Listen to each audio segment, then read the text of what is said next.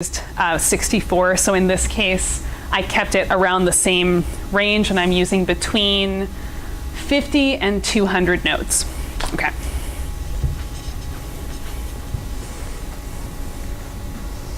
So I think actually what I'm going to do is I think we ran through the hyperparameter tuning code okay, and what I actually want to do is I hope I don't mess this up, but I'm going to run the output code for you guys. So this is, it's called DLM underscore basic2 underscore HP output dot py or dot pi. So what I'm doing here is I'm actually reading in that what I did at the end of that hyperparameter tuning run was I just wrote that dictionary to a file by doing what's called pickling. And let me make this a little bit bigger so you guys can see that. So if I look at this hyperparameter tuning run, sorry, I should have finished going over this before I got excited and moved on. But so again, we're back to hyperparameter tuning. What I'm doing here is I'm defining an empty dictionary where I'm going to store all of the results from that function, or everything that is returned to me in that function.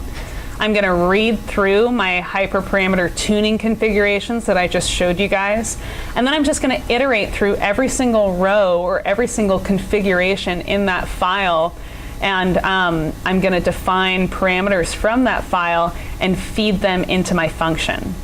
So here in line 198 of this hyperparameter tuning script, I'm actually calling the function. I then get a hist, dict, predict, and mean squared error metric out of there, and then I'm going to go ahead and I'm actually going to store those in my dictionary. And then in this last line, in line 204, I'm using the pickle package to, man, that's a tongue twister. I'm using the pickle package to actually store that dictionary so that I just do this hyperparameter tuning one time, and then I can examine and kind of play around with the output as much as I want. So now in this, so I wrote a separate script to actually read that output so that I could examine it without having to do the whole tuning process again, similar to how I separated the pre-processing and model training into different scripts. So here I'm reading in some of my test data because I just wanted to use it for plotting, and then I'm reading in here that pickled dictionary, and I'll get the same dictionary that I created in this previous script. And then what I'm going to do here is I actually just had it run through each of the error metrics that I stored, print all of them out, and choose and find the minimum, right? So what I'm doing here is I'm in this loop, I'm actually just iterating through that dictionary, and I'm just creating a list of these error metrics only. Then what I'm doing is I'm finding the minimum value of that list, and then I'm finding the index where that minimum value is. So the index of where that minimum value is located is actually going to be equal to the optimal run, right? Run number. So in this case, if I look over in my variable explorer here, because I just ran this code, that is going to be the, what did I called it min IDX, okay. That's going to be the 76th index, which would actually be, because Python is zero-based, would be the 77th row, right, in my hyperparameter tuning configuration. So let's go look at that. So it's going to be this guy right here. Because I have a header, it's row 78 here. So that configuration has a batch size of 500, a dropout rate of 0.2 or 20%. It has 8 layers and 75 nodes per layer. So this is just the printed out list of error metrics here, and then I've obviously just plotted the loss over time, and it looks pretty good. There's a little jumping around, and I'm okay with that. And this is how our predictions sort of look at the very end, and you can see they're actually matching up quite nicely with our what we would consider true data. But then let me actually go back to the PDF version here. I think it's a little easier to see.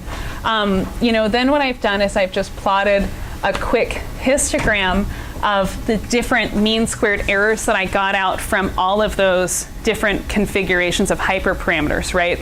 And so you can see that that they sort of fall into two very broad bins of the closer to zero is going to be closer to correct.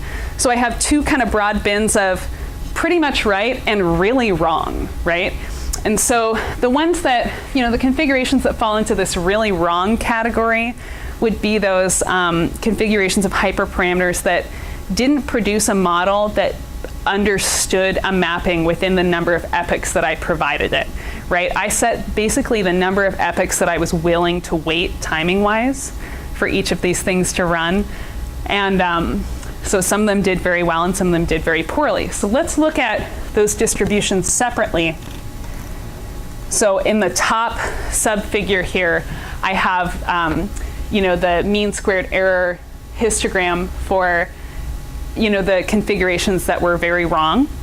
And then in the lower one, the configurations that were on the very right kind of side. So you can see that if a configuration produced an error metric that was on the very wrong side, it was usually skewed towards very, very wrong, whereas the opposite would be true for these configurations that produced error metrics that were closer to zero, right? If it was a good one, it was probably a pretty good one, right? I have more good ones than I have bad ones. So, the optimal configuration I chose, there are a number of other configurations that probably had predictions that were relatively similar, right?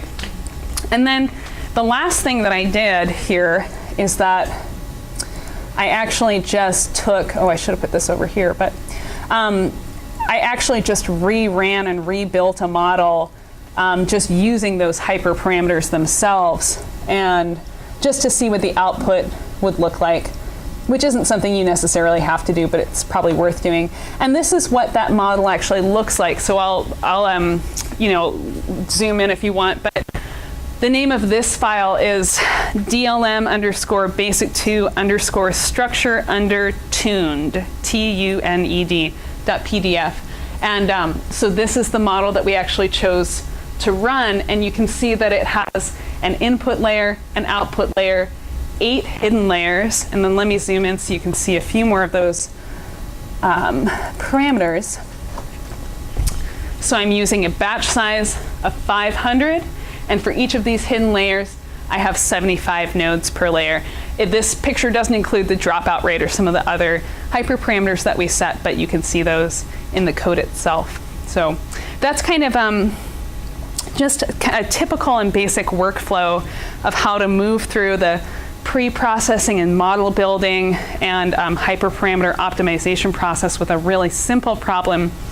Next time we meet, what I'm going to do is I'm going to show you guys sort of a surrogate model test bed that I've set up that I've used to sort of trial and error, figure out some concepts with my own research.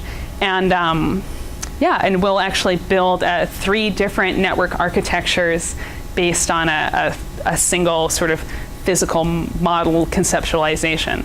So I hope you guys kind of got something out of this workflow chat today. And if you guys have any, I think we're going to have to wrap up because the next, a real class needs to come into this room. So if you guys have any questions, we can chat about that offline maybe. Okay. So we're on for 2 weeks. 2 weeks. Yeah, well, let me check the schedule again just because spring break is going to fall in here somewhere.